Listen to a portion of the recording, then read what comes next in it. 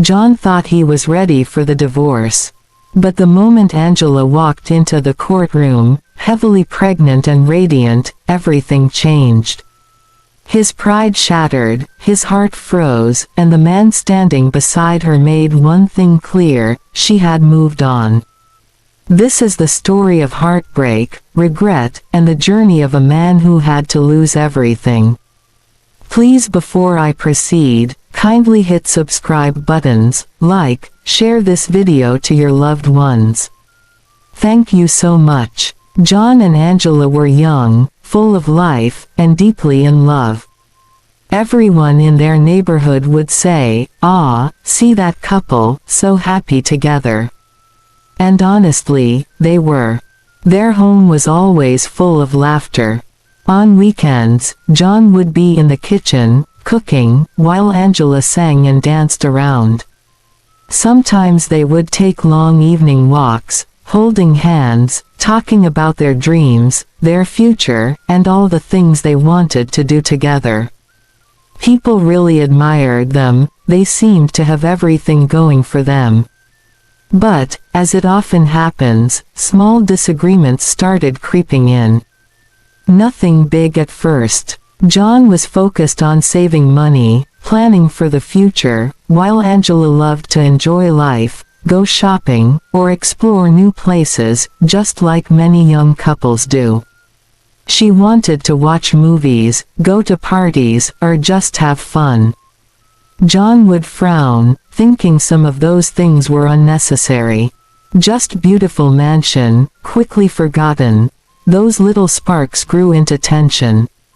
Friends started noticing that the couple who once laughed together so freely now sometimes argued about money, outings, and even big daily decisions. Even so, there were still moments of pure joy. John would surprise Angela with flowers, or Angela would cook his favorite meal.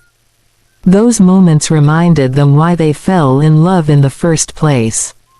But did they know, these big mansions were just the beginning?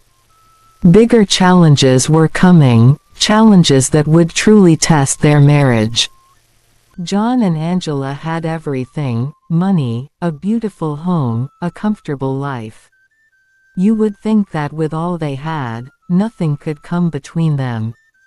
But even wealth couldn't stop fights when pride and hurt got involved. One evening, Angela wanted to go out, enjoy life, visit new places, just like young couples do. "John, come on, let's go try that new restaurant," she said, smiling, trying to lighten the mood. John frowned, his voice sharp.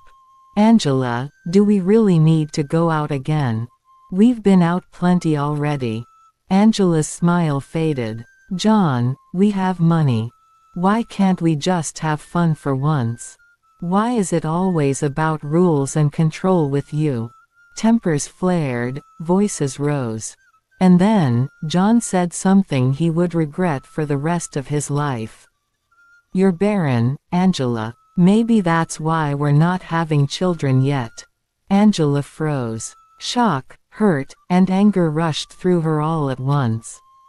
She couldn't believe the man she loved could say something so cruel. "I'm leaving," she said, grabbing her bag. And just like that, she walked out of the house, slamming the door behind her. John stood there, frozen. Pride kept him from running after her, but deep down he felt the weight of what he had said. Even the neighbors, who had always admired them, whispered to each other, shaking their heads. This was no small fight. This was a turning point. Angela's decision that day wasn't just about anger, it was about respect, self-worth, and refusing to accept humiliation. And from that moment, even all their wealth couldn't fix the cracks that were beginning to appear in their marriage. Sun is spilling into a big, serious courtroom. You can almost feel the heat of the sunlight bouncing off the polished wood floors. There's this faint smell of old paper, polished leather, and just, nervous tension hanging in the air. People are moving around, whispering, adjusting ties, shuffling papers, murmuring quietly, but in the middle of all this, sitting in a stiff chair, is John. John is tall, handsome, in his early 30s, dressed in a sharp suit that suddenly feels heavier than it should. He's trying so hard to sit straight, to look calm, to act like he's in control, but inside, he's shaking. His stomach is in knots. His hands are sweaty. And his mind, it's spinning a million miles an hour. Because today, supposed to be, the day, he finalizes the divorce with Angela. The day he walks out and starts a new chapter. He keeps telling himself, it's just paperwork.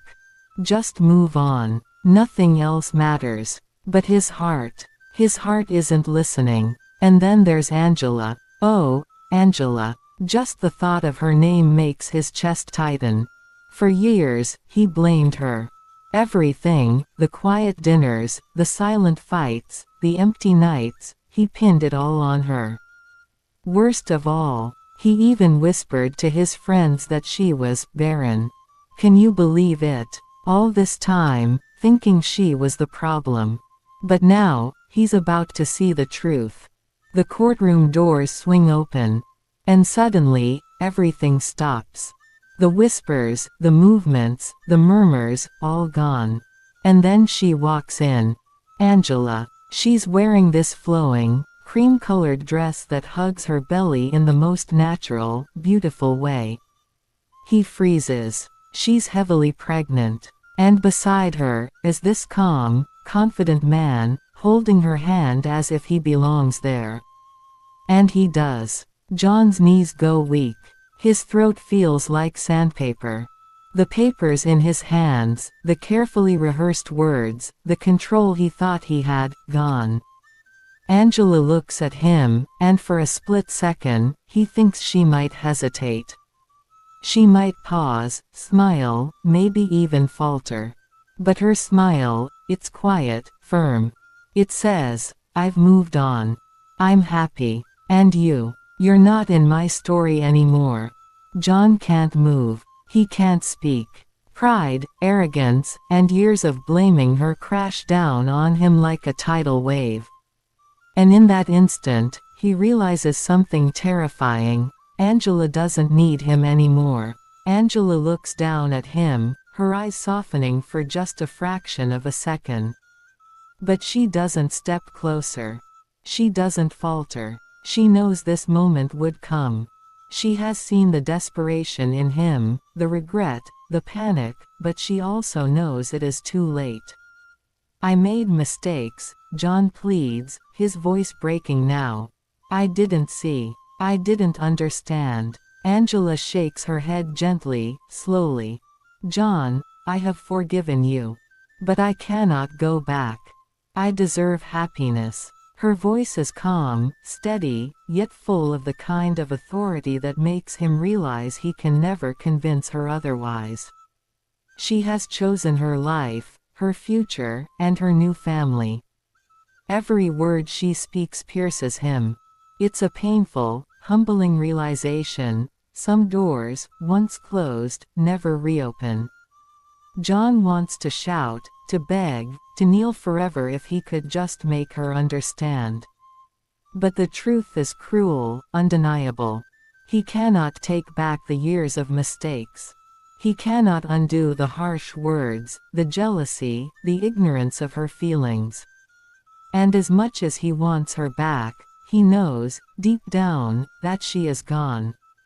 The courtroom is silent, the tension so thick it feels like it could snap. People shift in their seats, uncertain whether to intervene, uncertain whether to look away. John doesn't notice any of it. He is trapped in the gravity of his own failure, caught between regret and a desperate longing for what can never be.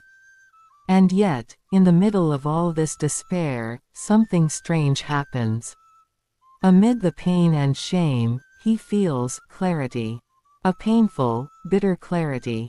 He sees himself as he truly is, and for the first time, he understands the depth of his mistakes.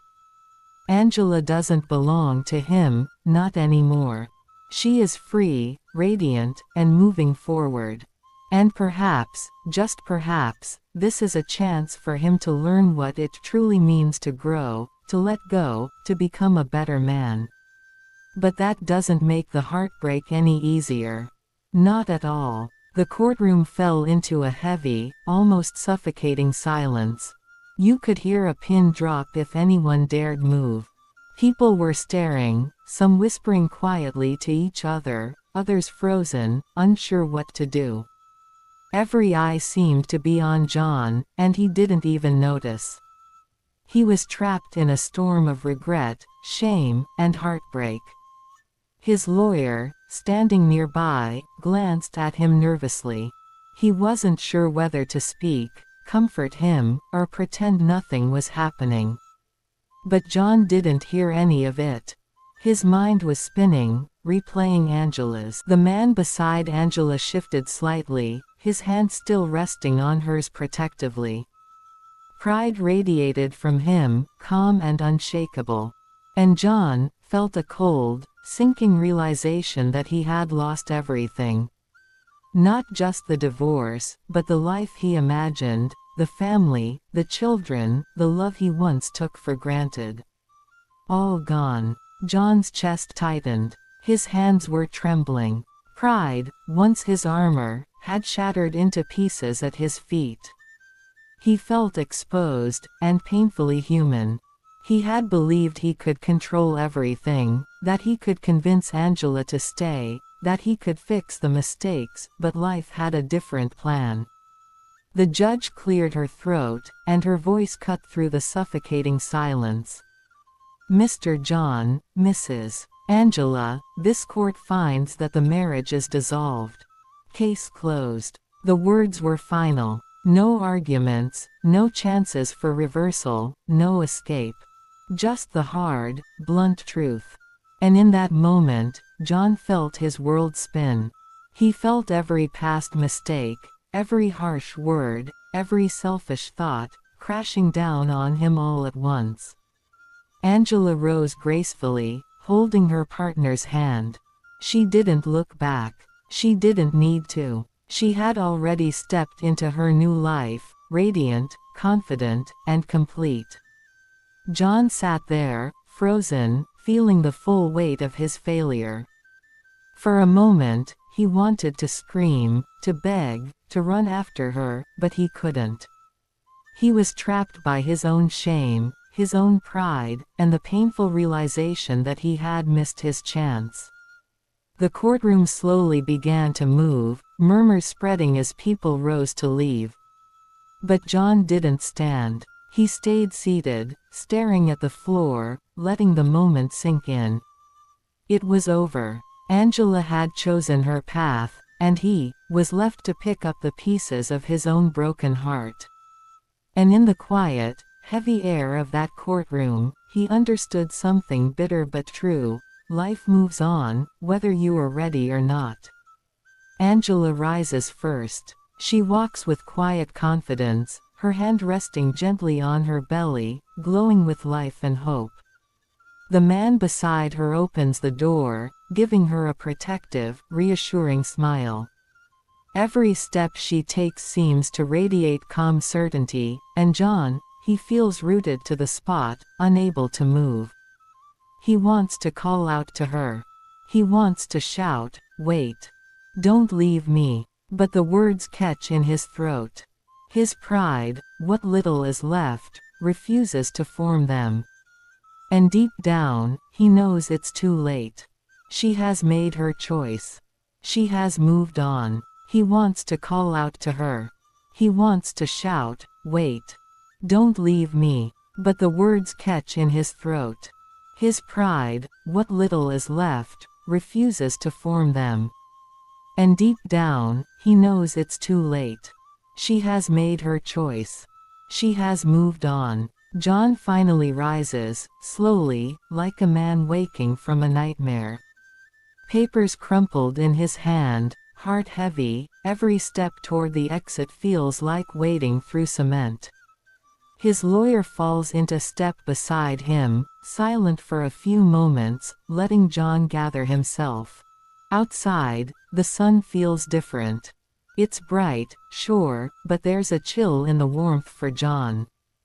The world moves on as if nothing happened, but for him, everything has changed. Every plan he had, every hope he held for the future he imagined with Angela, feels shattered. He watches as she disappears down the street, hand in hand with her partner, smiling, talking quietly. She looks peaceful, radiant, and happy. And John, for the first time in his life, feels what it truly means to be powerless. The taxi stand, the bustling streets, the city moving around him, it all feels distant. Nothing matters except the painful lesson staring him in the face: you cannot force love. You cannot reclaim what has been freely given away. And as he walks slowly back to his car, John makes a silent promise to himself: though it feels hollow in the moment, he will survive this heartbreak. He will learn. He will grow. But for now, he allows himself to feel every shred of the pain, every pang of regret, every crushing weight of loss. The world keeps moving, whether he is ready or not. And John, he is learning that the hardest part of life is letting go. That evening, John returns to his apartment. The city lights are flickering outside, soft and distant, but inside, the silence is deafening. Every corner of his apartment feels like a memory of Angela, her laugh echoing from nowhere, the faint scent of her perfume lingering in the air, the empty chair at the dining table that once held her presence. He pours himself a drink, but it barely touches the ache in his chest. He sits by the window, staring at the bustling streets below, watching people move through life while he feels frozen in time. Every laugh, every couple holding hands, every sound of joy outside is a sharp reminder of what he has lost.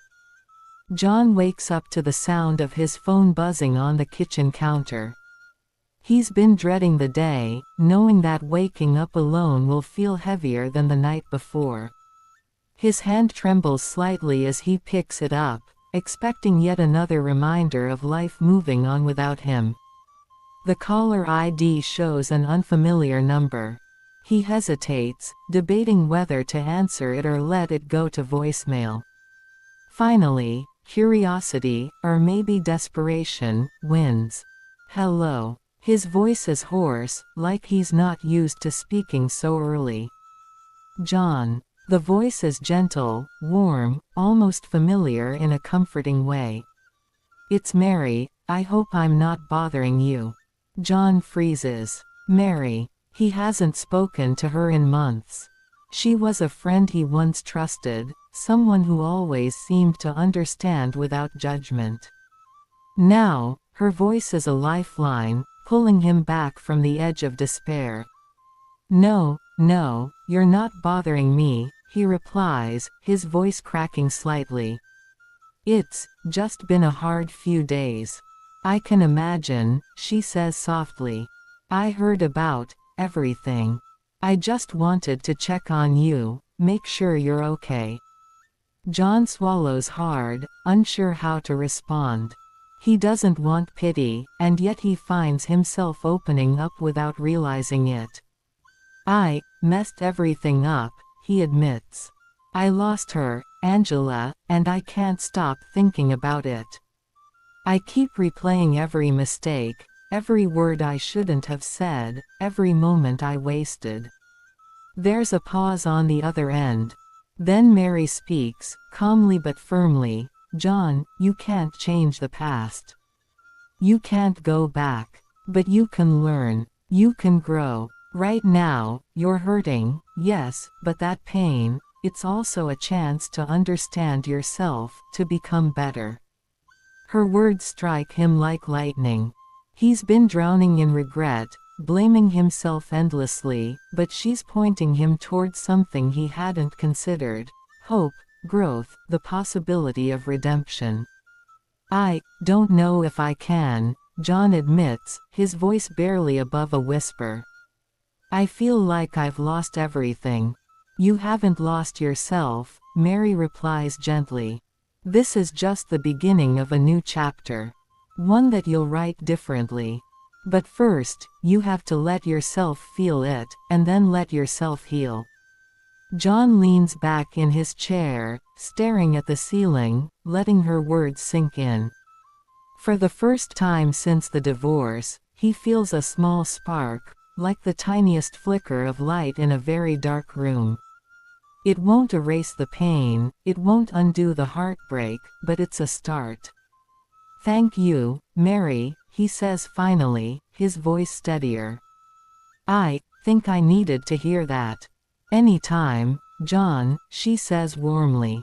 And remember, one step at a time.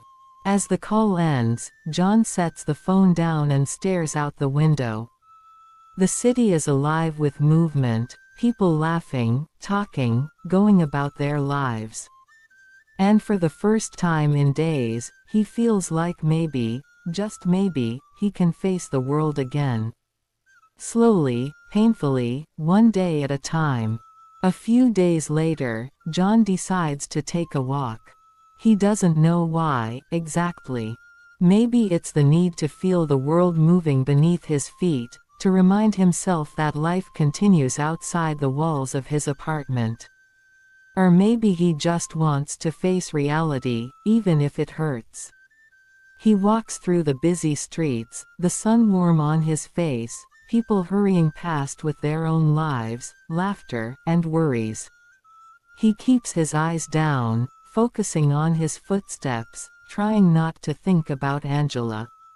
But as fate would have it, he sees her. Across the street, standing at a cafe, is Angela. She's laughing, tilting her head slightly as her hand rests on her belly. The man beside her, her partner, leans in, speaking softly, and she smiles brightly, eyes sparkling in a way that makes John's chest tighten. Months later, John reflects on his journey. He has learned to forgive himself, embrace love again, and respect the paths of others. He sees Angela in his memories not with pain, but with gratitude. He realizes that heartbreak can be a teacher, loss can lead to growth, and life has a way of giving second chances to those who are willing to learn. John walks through the park one last time, feeling the sun on his face, the breeze in his hair. He smiles softly, knowing he is ready for whatever comes next, stronger, wiser, and open to love. The past no longer haunts him. The future is a canvas, and he holds the brush, ready to paint a life of hope, joy, and fulfillment. Thank you for watching. If you enjoyed this story, please don't forget to like, share, and subscribe to my channel for more inspiring African tales. Your support means the world to me, and it helps me continue sharing stories that touch hearts and change lives. Until next time, remember, love, faith, and courage are the greatest treasures you can ever have. Thank you, and God bless you all. Bye.